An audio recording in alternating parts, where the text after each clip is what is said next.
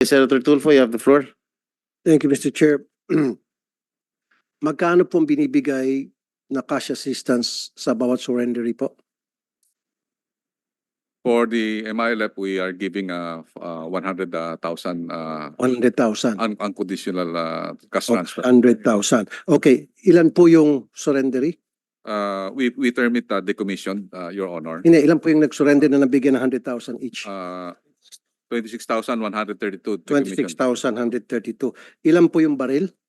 We have 4,625. So, 26,000 ang nabigyan ng 100,000 each at ang kapalit ay 4,000 na baril. Hindi ho ba kayo nag-conduct na investigation bakit ganito kalaking discrepancy? At ano po naging result ng inyong investigation? At meron ho bang nanagot? Meron ho bang nasibak? Sir, actually, sir, that's our our demand to the implementing panel, considering that as we have said, we have a security judge. Sorry sir, sorry. Ang tanong ko po, nag-conduct na ho ba kayo ng investigation? Kasi ang laking pera po dito, and discrepancy, 26 versus 4,000. We're talking about the hundreds of millions na dito siguro. Sir, we investigated the documents of our agreement, and we have not seen any document that Kaya nga po, yung nag-disburse ng nagbigay ng pera, yung 100,000 each surrender na umabot ng 26,000, sino po yun? Sino-sino yun? Kasi ang gagawin nyo lang po, 26,000, 100,000 each. 2.6 billion. Tapos 4,000 lang yung baril na, di ba kapalit yan baril, di ba?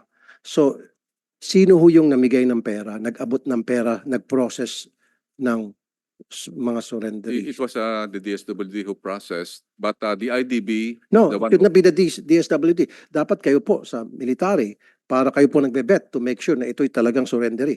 Di ba? Bago nyo sana bigyan ng pera, nasa inyong baril. Pera kapalit ng baril. 100,000 po itong pinag-usapan natin, hindi po ito 1,000. based on the agreement, Your Honors, we have commissioned the International Decommissioning Body, Kaya nga po, including the Armed Forces of the Philippines. Kaya nga po, sino nga po itong members, itong mga membro ng body? Ulitin ko pong tanong ko huwag na ho tayo magpaikot-ikot, sir. Pag binigyan sila ng 100,000 ng DSWD, dapat may kapalit yan na baril. Tama? This is not the Hindi sir, ganun dapat talaga, di ba? Dapat nag-match. Ba't ka magsusurrender kung wala ka namang baril? Eh kung magawa-gawa lang ng istorya na ako ay MILF, Your Honor, we are implementing the peace agreement. The peace agreement does not specify. then sir, ba't kayo pumayag? Then wag nyo sana i-release yung 100,000. Diba sir? Ganun lang kasimple. Hindi nyo sana ni-release yung 100,000 doon sa nagsusurrender na walang baril na kapalit. Ganun lang po yun eh. Kasi kung hindi natin implement yung ganung klaseng polisiya, anybody can come to you and said, ako po yung magsusurrender, ako po yung MILF. Ganun ba? Halika, ito yung 100,000. Punta ka sa DSWD, ito yung papel na pakita mo doon para bigyan 100,000. So, naglulukuhan po tayo. 2.6 billion unaccounted for. Saan po napunta to? Kasi kung ganito rin lang, ako po isa sa mga gagawa ng hakbang na bawasan po yung budget ninyo from 7 billion, tumaas pa nga kayo, 1 point something billion. You started with 1.9 billion and now 7 billion. Sa kabila nitong kapalpakan na nangyari. Sir, Nabigyan pa kayo ng increase, kumbaga, ang kakapal naman po ng mukha nyo dyan. Sorry ha, ang kakapal ng mukha nyo. Meron na nangyaring anomalya. Para sa akin, this is a big anomaly. May nangyari ng anomalya, may gana pa kayong humingi ng increase. Baka next year, hihingi pa kayo, gawin nyo pang 12 billion. Gawin na natin 50 billion. Gusto mo, 100 billion na lang. Sir, the agreement was made during the time of President Aquino, and we are just implementing the. Oo nga po, sir. Pero nandun pa sa agreement na kahit na wala kang baril, tumaas ka lang kamay, sabi mo lang MILF ka, bigyan ka 100,000.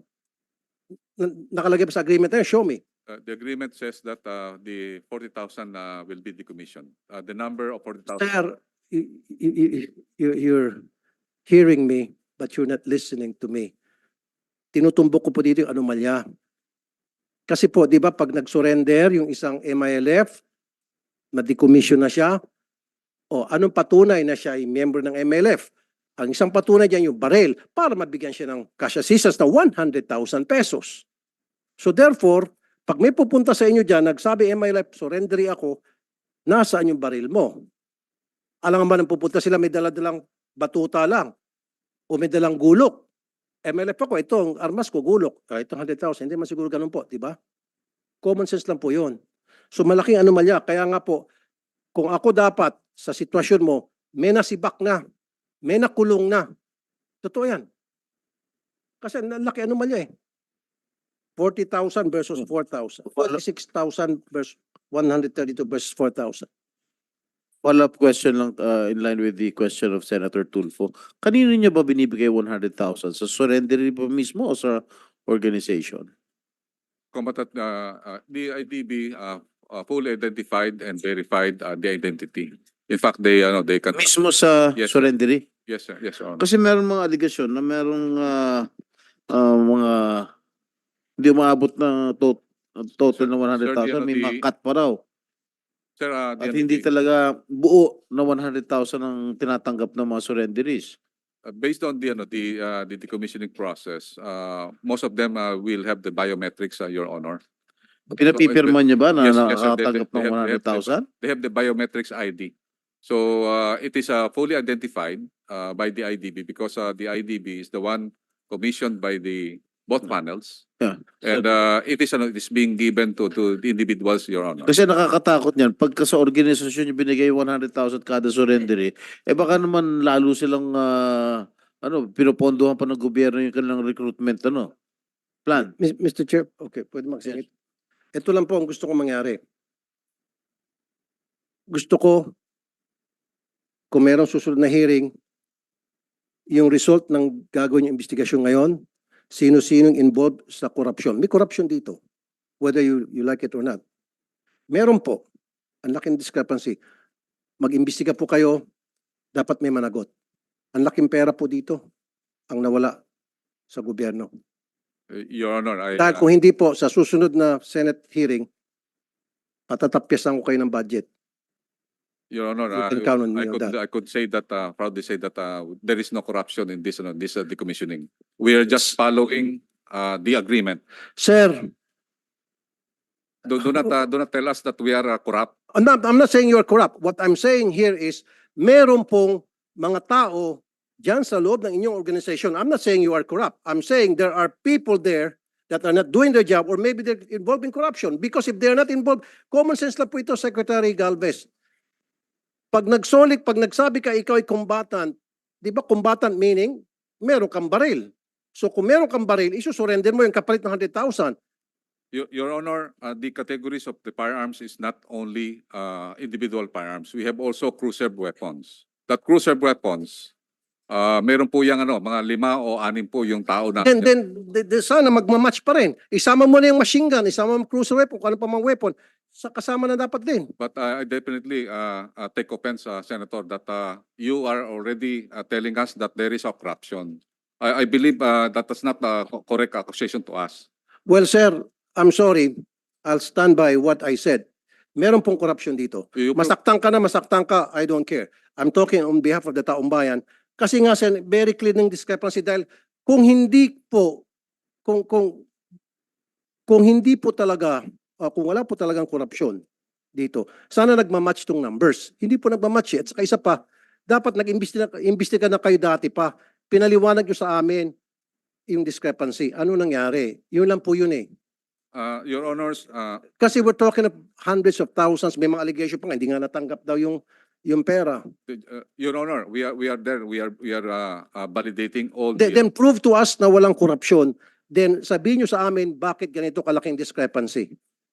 Pag napaliwanag mo ng maayos, then babawiin kung sinabi ko rito. Your Honor, Mag-apologize pa ako sa iyo. Pero unless hindi mo paliwanag, then I'll stand by what I said, may corruption. Your Honor, the commissioning body is an international body that really facilitated the decommissioning. International bodies facilitating, pero sino nag-release ng pera? Tayo, Pilipino, DSWD nag-release ng Yes, pera. but Through to the recommendation of the body, kung ano may body yung sinasabi nyo. Actually, the body will not say that the individual is already validated. Considering that international body is those are experts from I know, sir, but the only, you're in the military, right? Define combatant. Define combatant. combatant can be the actual Yes. individuals Yes. holding the firearms. Holding firearms. So, ibig Yes. sabihin, meron siyang firearms. Yes. So, your the- definition, galing sa'yo, your definition of combatant is someone holding a firearm. Yes. So, where is that firearm ng Sir, combatant na sumurrender na binigyan 100,000? Dapat magmamatch yan. Galing na mismo sa'yo. Combatant is the one holding the firearm. you have Where are the firearms? sir, ito nga natin sa ano. Hindi, last na sir, ano. At saka isa pa, sir, hindi ka ba nabulabog dito? 26,000 surrenderies na bigyan ng 100,000, umabot ng 2.6 billion and 4,000 lang firearms. Kasi kung ako, sir, sorry, I'm not saying you're corrupt. Sinabi ko sa loob ng organisasyon. Kung ako, sir, mababahala na ako. Kung ako talagang hell break loose. Sir, I have said earlier that the decommissioning of combatants have many process, including the decommissioning plus the SALW and also the DPAGs. DPAGs are the one in charge on those firearms that we considered as loose that had been given to the MILF and the MNLF. Those firearms that are personally owned, it will have a different program. And we believe So ang sinasabi niyo, sir, okay, nabanggit ang kanina personal. So may pupuntang combatant, may baril ako. Hindi ko surrender to kasi personal ko to. Ganun ba yung nangyari? Kaya yun yung difference ng 26,000 to 4,000 lang na baril. Kasi karamihan sa kanila personal, declared as personal firearms. Tulad sinabi kanina ni Ma'am Raisa. Or sympathizers. yes, Your Honor. Pumayag kayo ng ganon? Eh di dapat, wag nyo bigyan ng 100,000. Dapat pera kapalit ng baril. So, sorry sir, then sabihin natin walang korupsyon. Okay. Then, katangahan. Again, I'm sorry for the word. Sorry for the word. Kasi, sige, tanggapin ko, yung difference is sa 26,000 sa 4,000 ay sapagkat karamihan doon ay may mga baril pero hindi sinurrender sapagkat personal use nila. O ba't tayo pumayag, sir? Kasi kung ako, sir, hindi ako papayag. Yun lang po. Sir, mag-imbestiga po kayo, sir.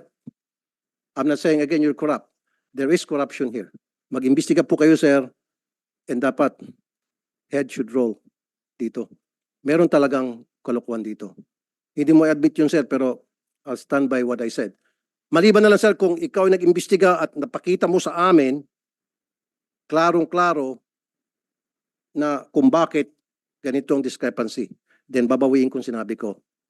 Pero kapag hindi niyo po napakita na ipaliwanag na maayos, I'll stand by what I'm saying here na there is corruption. And sa susunod po na hearing, pababawasan ko po yung budget ninyo. Pataas ng pataas 1.9 billion, naging 7 billion. Heck. Tapos baka next year, magiging 10 billion na. Wag naman po. I don't have anything against you, Secretary Galvez. I don't even know you. Yung sa akin, trabaho lang. May nakita akong kalokohan dito, pinupunan ko po. Wag ho kayo magalit. But magalit na kayo na magalit, I don't give a heck. Sir, What I'm doing is investigating in aid of legislation. Kasi po talaga it doesn't match. Tatanggapin ko na lang kasi sabi ni Secretary Galvez, then I'll accept it as Bible truth or as factual. Anyway, sir, bago ko umalis, ito lang habiling ko. Please investigate anong nangyari dito sa napakalaking discrepancy. And then sino po yung mga taong nagkamali dito? Yung mga taong nagbigay ng pera o yung nag-process at nagbigay ng papel sa DSWD para mabigyan siya ng 100,000 each. And then, stop na po natin yung siguro if we need to change the law na kapag ikaw ay surrendery, pwede mo hindi surrender yung firearm mo kasi personal use mo yon. kalokohan yun. Eh, ba't ka nag-surrender kung hindi mo isusurrender yung personal firearm mo? So meron ka pa rin palang firearm. Pwede kang bumalik din. That O was pumunta what sa pagiging member ng private army. that was what I was saying a while ago, Senator Tulfo. Kung talagang gusto magbalik loob itong mga rebelde, di sana pati yung mga personal na gamit nila, kung yung mga binigay sa kanilang mga sympathizers sa organization, dapat i-surrender na nila sa gobyerno para at least sincere sila na magbalik loob to return to the fold of the government. So siguro we'll conduct another hearing. Before that, So, Secretary Galvez, sir, sana sa susunod na hearing, mag-attend ako. Gusto ko po magbigay ka ng report sa committee na ito, yung inyo pong findings. Bakit po napakalaking discrepancy ito? Ano nangyari? Di ba? Yun lang po talaga. Kasi sa ngayon, kaya nainit ulo ko dahil hindi po naging klaro sa akin. Marami kayong binanggit ng mga body, foreign body, whatever. Still, for me, it doesn't connect. Para mag-connect para sa akin, kailangan masabi mo lang kung bakit nagkaroon ng ganito klaseng discrepancy. Pwede mo nang gamitin yung dahilan na lahat po yan dahil pinayagan namin na mag-surrender pero yung kanilang baril, huwag i-surrender. Yung nga sabi ni Senator Jinggoy, ba't mo pa i-declare ang surrender kung hindi mo pala i-surrender yung baril mo dahil i-declare mo na personal use? Do you agree, Secretary? Sir? Do you agree with me? I agree with you, sir. But the problem in Mindanao, Your Honors, is really the mindset of the people. There is some sort of sir, actually nakita natin every election, nakita naman natin na meron ding mga private armed groups ang mga local officials. Kaya nga po namin, kaya nga po ang programa namin ginagawa ngayon in order to resolve this discrepancy is to involve the local government units, basically the governors, which we have seen a good result in Basilan, Your Honor. That Sir, walang kinalaman dito yung mga governors. Ang may problema dito, yung mga nag-process ng mga surrenderies, ng mga combatants, kung tawagin nyo kanina. Combatants, in your definition, is the one holding Yes. the firearm. yes, Tama? Your Honor, Your So, Honor. anong kinalaman po ni Governor, ni Mayor? Sir, ito po nga natin sa combatant sa MILF as an organization. Normally, kami mga military, pagka nagkakaroon po ng enkwentro, matagal po ang enkwentro. Pero yung isang baril, kunyari, mayroong tumumba, mayroong pumupulot na unarmed. So yung combatant doesn't mean na mayroon siyang baril. Kasi ang ano po natin, ang configuration, sir ito yung ano. Teka muna. So, pupunta sa gera yung combatant na walang baril. Pag meron tinamaan dyan na sundalo o kasama niya, ako naman. Ganon? Yes, sir. Ano, Yes, sir. pelikula? Actually, sir, I you don't know. think so. Sir, actually, sir, yan ang tinatawag naming pintakasi. We call it, sir, yung sa, I've been in Mindanao for long a time. Ang ginagawa, nangyayari po, So, sir, ibig sabihin, 22,000 of these combatants ay mga pentakasi actually, sir, ganun sir ang nangyayari, sir. na nag-aantay lang na meron matumba, Yes, sir. may mamatay na kasama nila para iti-take over yung baril. Yes, sir. I'm sorry, sir, I'm not in the military, pero I don't buy that. Sorry, I'm doing this in defense of the military as well. Kasi po, in fact, marami pang tatanungin later, pero later na lang, kung tutuusin, talaga medyo hesitant ako dito sa amnesty program. Ang dami na nilang pinatay ng mga sundalo. Marami na mga nabiyuda, naging orphan. Dapat meron tayong matinding programa na to make sure na itong peace process na ito, amnesty program na ito, hindi mapagsamantalahan, not only from the other side, but also from within, na hindi magagamit ito sa korupsyon. Kawawa naman yung mga sundalo natin. Tapos, sasabihin natin, peace tayo ng peace. Pagkatapos, mag-ambush itong mga NPA. Tapos, ang palagi natin pinakikinggan yung nasa Norway. Yung patay na, sino yan? Dapat namang kinakausap ninyo yung si Joe Masison. Netherlands. Dapat na kinakausap nyo yung mga kadre mismo sa mga iba't ibang probinsya. Hindi tayo nagpag-usap sa mga tao na nasa abroad. Sir, ilan na ang mga nabiyuda? Ilan na ang mga naging orphan? Dapat bigyan natin halaga yung buhay ng mga sundalo at mga polis natin.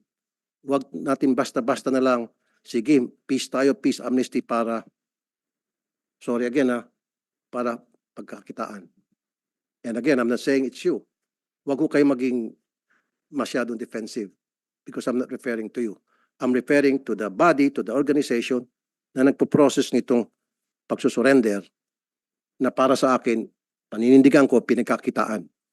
Hindi ho kayo naawa sa mga sundalo, hindi kayo naawa sa mga polis. Sir, I beg to disagree na pagkakitaan po sa yung decommissioning because I myself really implementing this. I would like to really to Then to- show me proof. Kasi pag I will show nakita ka sa proof, akin ng proof, then babawiin ko I will show proof, sir. sa susunod na hearing. Yes, I will show proof that we are not corrupt. Okay. Then show me proof that you're not corrupt. Again, I'm not saying you are corrupt. I'm saying merong corruption. Kung sino yan, that's your job to find out. Ba't ka nagagalit, Secretary?